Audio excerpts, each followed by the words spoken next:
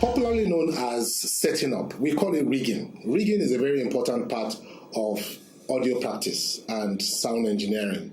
There are two main categories of rigging: the installation, which is installed systems, and the live, or what we can say venue rigging, where you're setting up the system just for an event and you're going to strike it down and move it out. And there are a lot of considerations for both. In installation, the equipment you put in an installation environment is also different often from the equipment. Yeah, there are similarities from the equipment you put in installation and for venue or live applications, but there are also differences, like trussing, for example. And an installation, you probably just want to have trussing that hang the system up, but not trussing that raise it up for these line array kind of speakers and things like that. So we teach our students to understand the difference between installation and live applications. And often their employers, even when their employers are just installation most of the time, they just use an installation most of the time. There's a need to do outdoor programs and all that, and even when they're renting equipment, they can put their in-house engineers to go and help with the rigging and the setup. Since they are the ones that understand the pulse of their employers, they can put their engineers to go and do the rigging and the setup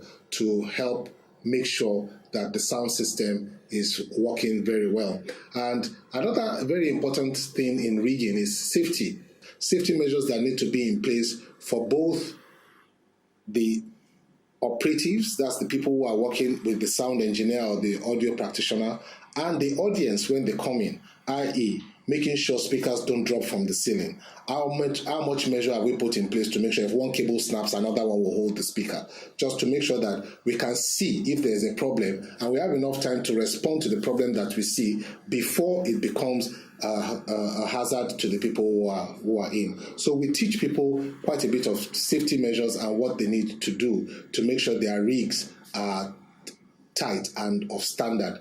Also, we try to tell our students to understand the standard procedures of rigging, so that in case somebody else who is a practitioner just coincidentally comes to work with them, he expects some standards and he sees those standards, so that he's not fooled into walking into a trap because somebody used some temporary measure and doesn't know that there's a safety issue there. Another important part of rigging is to put signs and caution signs and all those things in place. It's not just physical damage we're looking at, we're also looking at electrical shocks or damage to the production while rigging because somebody carelessly tripped on a cable that is passing the signals to CNN or something like that. So we try to make sure that all these kind of safety measures are understood by our students and they can play a significant role in making sure a production or a program is itch-free. And that is what we do at Real Mix.